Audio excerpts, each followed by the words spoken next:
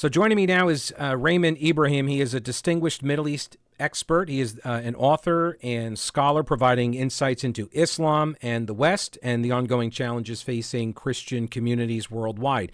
He's also the author of a number of books, the Defenders of the West, Sword and Scimitar, also Crucified Again, Exposing Islam's New War on Christians, The Al-Qaeda Reader, The Battle of Yarmouk, and The Two Swords of Christ, which is now getting ready to release, so you can pre-order that right now. Raymond, thanks so much for making time for me today. I do appreciate it.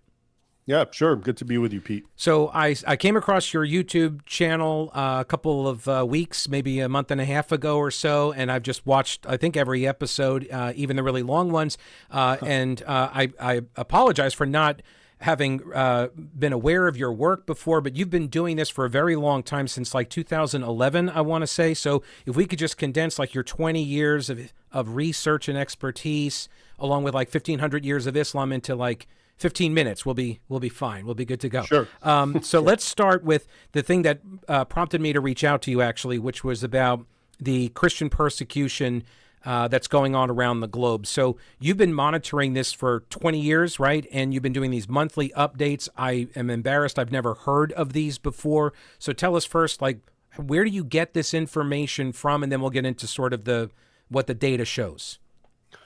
Sure. So the Muslim persecution of Christians has been one of my fortes, in that I've been really following it for a long, long time, actually over more than 20 years. My first published article on that topic was probably 20 years ago, but what you're referring to in 2011 is when I started compiling reports, which I've still been doing for 14 years, monthly reports. And I get this information from a variety of sources. Sometimes it's the mainstream media. If the attack is spectacular and graphic enough and they are forced to cover it, I can use some of them. But more often than not, it's sort of smaller organizations, human rights groups, and sometimes individuals, including on the ground, and often in different languages like Arabic, that I get it from. Because as you can imagine, it's not exactly a topic that's being, as you mentioned, you don't know about it, and it's not really your fault, because the media doesn't want to talk about it, even though it's really a big topic. So yeah, I've been doing that for a long time. My 2013, my book Crucified Again, is devoted to it, and it really gets into the doctrines and the history and ties the past and the present together. And, from a personal level, it all started because my family comes from Egypt. We're Coptic Christians. So we have a long appreciation of Islam and, how it behaves vis-a-vis the infidel. So even in my youth, I already was hearing stories and quite acquainted with this phenomenon. And that's it in a nutshell. So you were born in America, but these were stories that you heard growing up from your family that came from Egypt. Correct. Yeah. I mean, the first time I was introduced to this topic was in my very early youth, from family members and relatives who would visit. And I also visited the region and saw it firsthand as well. So, that's the sort of the genesis of my interest. But since then, I've more, focused on it from a more professional kind of level. Yeah. Well, if it's something that you're interested in and you can get paid to research it, like, that sounds like best of both worlds. So the one of the stories that did break through, Nigeria recently, and I heard you talk about this on one of your episodes, that it was framed. And when you said it, I was like, I had no idea. This is what I thought too. And I follow the news pretty closely. I mean, I've been doing this now, 20 years. I follow the news really closely, and I had heard this. Oh, it's against the farmers and the herdsmen, and that's the fight. And there was this massacre over, like, between farmers and herdsmen, and I was like, huh, okay, well, that's weird, but, I don't know anything about Nigeria and their politics or land use disputes, but that wasn't what really this is about, right? No, not at all. That's exactly how the media and politicians like to dissemble. There's a kernel of truth to it, that most of the attackers are herdsmen and nomads. They're known as the Fulani, and most of those being attacked are sedentary farmers. But behind the scene, the Fulanis are Muslim and the sedentary farmers are Christians. And the Fulani habitually articulate their raids as a jihad. I quoted once a Christian nun, a sister something, I forget her name, from Nigeria. And she said, it's hard to call this a land dispute when those attacking are wearing black like ISIS, chanting Quranic phrases and saying, kill the infidels and Allahu Akbar. So it's absolutely a jihad from the Muslim side. And they are focusing on Christians. And sometimes Muslims also get killed because a lot of times there's a moderate Muslims living amongst Christians in these villages. And the Muslims have even, the groups and the Islamic groups there, like Boko Haram and other Islamic terror group, have rationalized that you can kill those Muslims because they're just as good as infidels because they live with Christians, and you should hate Christians according to Islamic teaching, like Quran 60:40 and so forth. So yeah, it's absolutely a religious persecution of Christians. A lot of human rights groups call it a genocide. You're probably referring, I spoke to a priest there, and he confirmed everything that I knew. Again, because I've been following the persecution of Christians in general for a long time. Nigeria has definitely been at the fore of that because you can't escape it. There's more Nigerian Christians get killed than any Christian in general. I think the number is one every 2 hours in general. So 12 Christians every single day in Nigeria, 365 days a year, are slaughtered for their faith, and thousands of churches have been destroyed. But yeah, you don't. Those Black lives don't matter apparently because they're Christian, and there's no political agenda that can be used to exploit this with. So yeah, and the priest was asking for attention, asking for help. I believe he said the Nigerian government is not helping to defend them.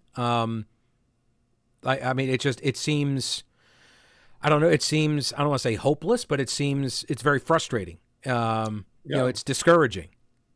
Yeah, it seems surreal, actually. Yeah, the government has been well known to. It's not only that there's multiple anecdotes that have come from local Christians, including Christian leaders and priests and bishops from those regions, saying that the military is in the region, but once the terrorists come, they just leave or turn a blind eye. And even worse, there's been actual instances where people say the military provides them with cover.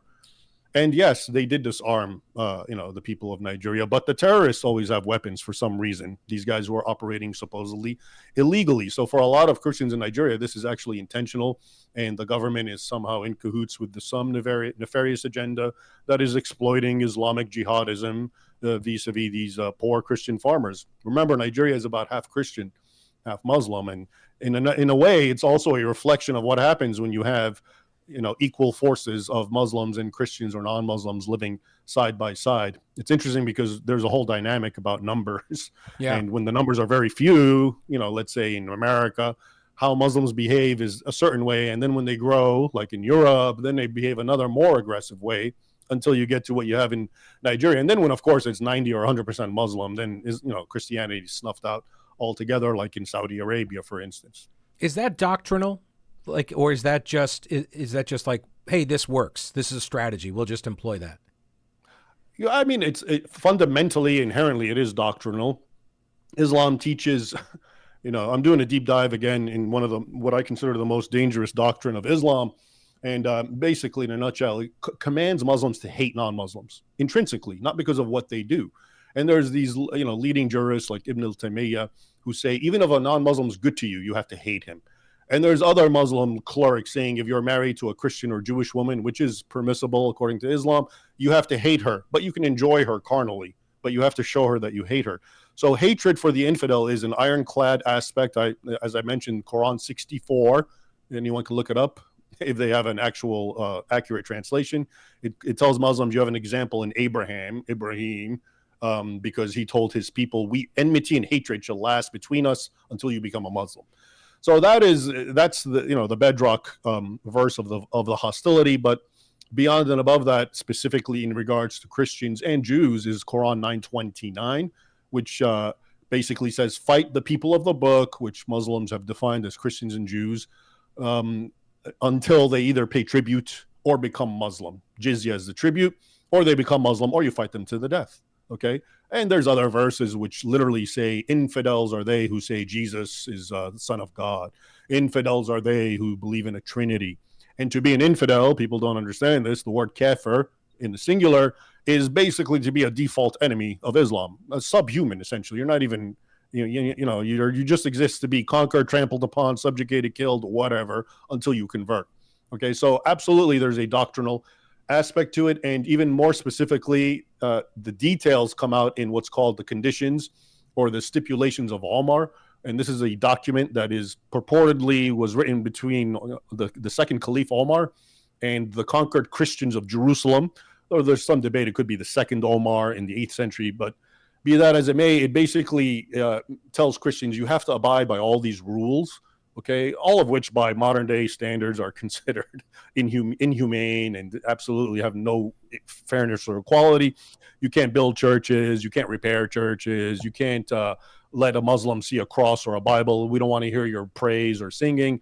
If a Christian wants to convert to Islam, and we could, if Muslims convince him one way or the other, you can't interfere. You have to stand up and give your seat to a Muslim if they want it. You have to open your door to Muslim travelers if they want it. So that kind of thing was historically implemented, but it still informs the mentality of a lot of Muslims, because that's the proper place of a Christian. He has to be subdued and a second-class citizen at best, which is why in many ways this is happening not just in Nigeria, but essentially in any Muslim country that has Christian populations. And I'll close it just by saying that Open Doors, kind of a human rights organization, publishes a report annually called World Watch List, which ranks the 50 worst nations in the world that persecute Christians. And habitually, I've been reading it for well over a decade. Every annual report, about 37, 38, sometimes more of the 50 nations are Muslim nations. So I think that really underscores what we're talking about here. I have the list. Number one, I guess this is from the most recent one, the annual report. You ran through these numbers. North Korea was number one, which I kind of found surprising for some reason. I don't know. I guess I didn't really ever consider it, but I guess not to defend the North Koreans, but they kind of oppress everybody. So I guess it makes sense that the Christians would be on that list too, just because probably everyone's on that list. It's not that they're pinpointing Christians. It's just that anyone who dares go against the supreme leader, who's a cult figure, essentially, is the enemy, And but one thing to keep in mind, because you're right, everyone gets shocked. Sometimes when I talk about Islam, the persecution of Christians by Muslims, people go, well, the worst country is North Korea. It has nothing to do with Islam. And the simple reply to that is, but that is also an aberration. It's not endemic to Korean society. Look at South Korea, where Christianity flourishes. So it's not a part of Korean culture or anything intrinsic to it. It's just one guy, who is a megalomaniac, right? And if and when he's gone, everything can completely change. In Islam, that's not the case. It's not this or that group, this terrorist leader or whatever. It's just the entire nation. It's the entire civilizational block, which is why when you look at that list, those 37, 38 countries, Muslim countries, they're completely different. They're different racially. You have like Turks and Arabs and Persians and East Asians, Indonesians, the Maldives. You have Sub-Saharan Africans. And they have different socioeconomic situations and governments, and yet they all do the same sort of thing. Why? Because it's Islam. That is the common denominator. It's what you were running through earlier. It sounds a lot like a supremacy ideology of all of the different. That's a good way to see it, actually. Yeah, like we're here, you're all there, and so therefore we get to do all of these things to you just based on our religion. Basically, Islam is inherently a supremacist religion. Here in the West, everyone is so obsessed with the racial supremacy and that kind of idea, but there is such a thing as religious supremacy, and it's alive and well in the Islamic world. Yeah. All right. So is there anything else on the Christian persecution issue here before? Oh, there was one other thing I wanted to ask you about. Canada. What's going on up in Canada? I heard you mention this. I think it was on your website as well, which I should mention is Raymond. That's with a D, Raymond Ibrahim.com. And I'll give that out as well before and after here. But I was reading that apparently there's a whole bunch of churches getting burned in Canada. Once again, member of the media here. I've seen nothing about this at all. Well, yeah, because it's not reported. And if it is, they'll pretend it's not arson.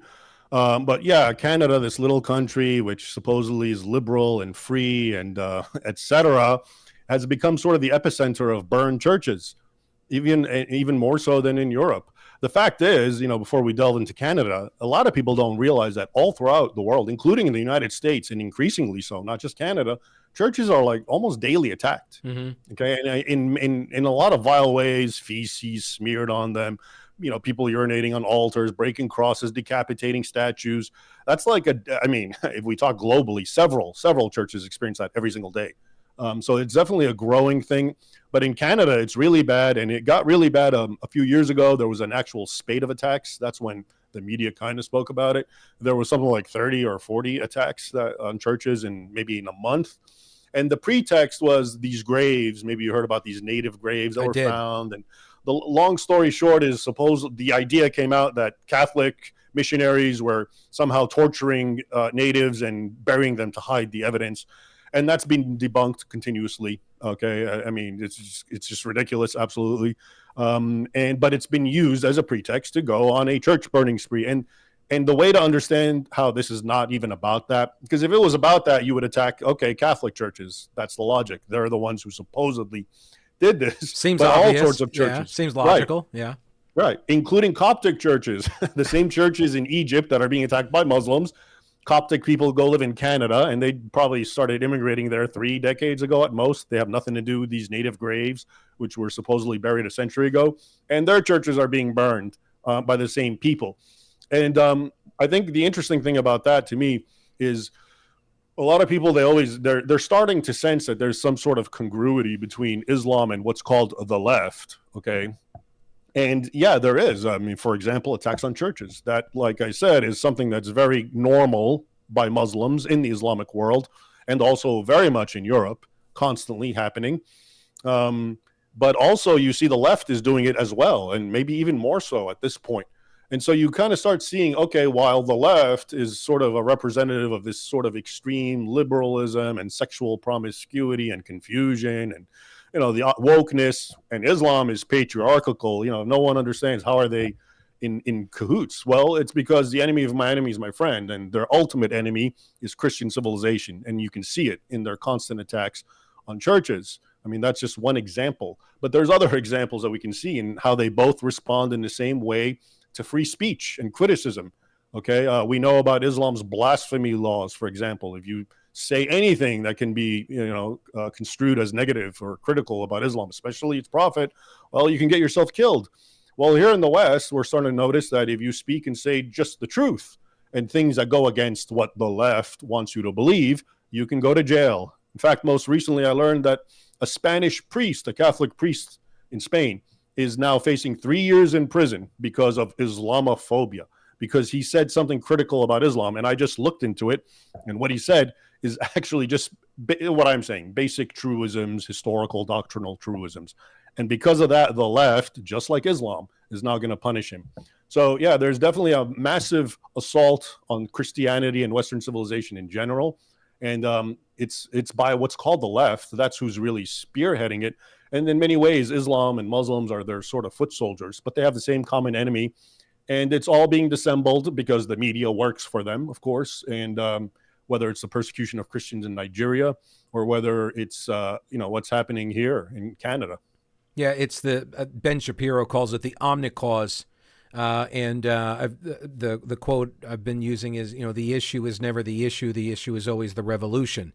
It doesn't matter what the particular issue of the day is, does it help it tear down Western civilization? Right. And if we can attack those foundations, then we all win, and it doesn't matter. We'll sort our differences out afterwards.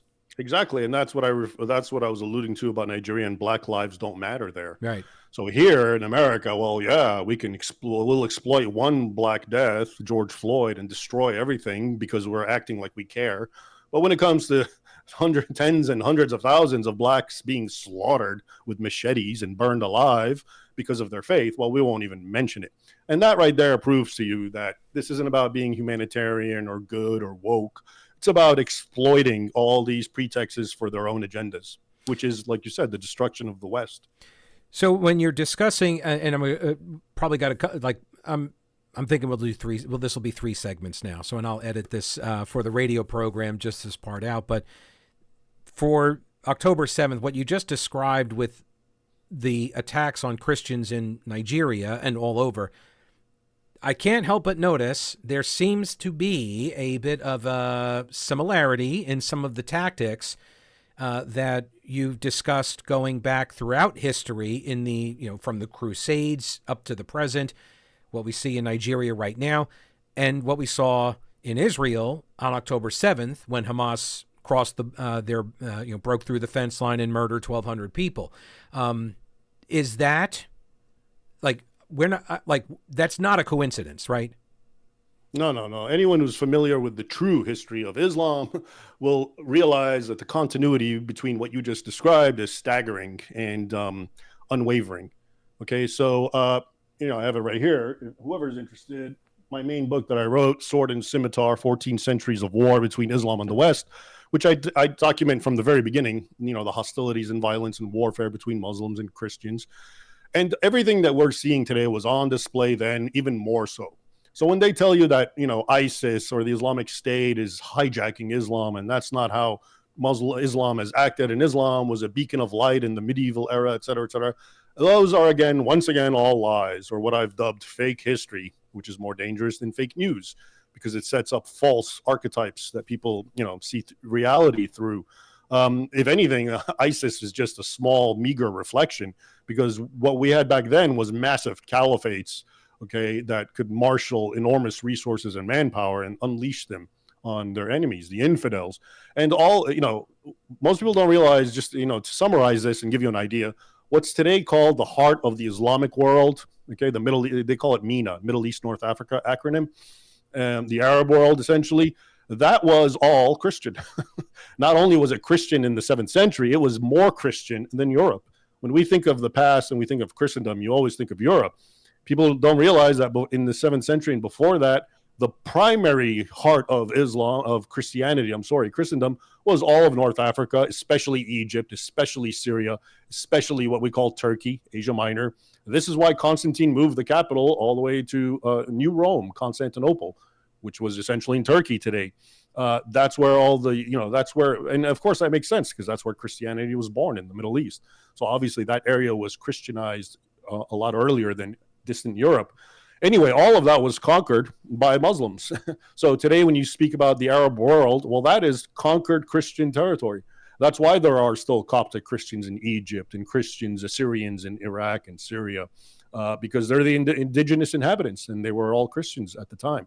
So yeah, the whole thing was a long warfare, a long jihad. It was doctrinally backed by the verses I mentioned: violence against Christians and Jews and conquest, giving them 3 options, etc. And the atrocities that the Muslims engaged in, and they're in the book, beggar the imagination. In fact, ISIS, the key to understand ISIS is they are familiar with the history of Islam, and they're consciously trying to emulate it. In fact, people don't realize that a lot of their words, what they used to say, were actual formulaic phrases stripped from early Islamic conquerors and jihadists and caliphs and sultans. When they would say, we've tasted American blood, as none is sweeter. Well, that comes from Khalid bin al-Walid, the sword of Allah, in the first battle against Christian Europe, the Battle of Yarmouk in 636. He said, we've tasted Roman blood, none tastes better, and we're here to kill you unless you convert. So it's definitely the continuity is there, and like I said, unwavering. But the fact that most people don't know that is once again a reflection of how well the liars have been at concealing this. And in this case, it would be first we spoke about the media, now we're talking really about the academics. Yeah, so I will tell you, like, I saw the line in your write-up on the Battle of Yarmouk where it was, and I remember the line being uttered many, many times after by leaders of Islamic countries or terrorist organizations, and they would say things like, you love life more than, or we love death more than you love life. And that comes from that same battle. It's a callback, and that's, inspiration. And to your point, I remember, so after 9/11, I did a series on Islam in 2001 as a young reporter. And part of that was to go talk to local Islamic Center imam. And he told me, and I was young and naive, he said, Islam means peace. And I said, oh, isn't that nice? Okay. And I found out years later that, and correct me if I'm wrong, peace through the submission to the will of Allah, which I think is a different kind of peace than what I thought he meant when he said Islam means peace. Is that accurate to you? Yeah, that's accurate. And it's also a word play, because in Arabic, several related words are formed from the same triliteral root, 3 roots. And so the word SLM, salama, means peace. But then how you change the vowels, so Islam, it's the same 3 letters, right? Yeah. Means you get peace through submission. So Okay, Islam is an imperative. Yeah. The word Islam is an imperative. Yeah. I can say to you, Islam, which I'm basically saying submit. And the idea behind it is once you do, you will have peace. And if you don't, you will have war. Raymond Ibrahim, thank you very much for your time. I do appreciate it. I could talk to you for a lot longer, I suspect, but I've already kept you a little bit past your time. Thank you for your generosity with your time, and would love to do it again someday. Sure. Sounds good, Pete. Thanks a lot. Thank you.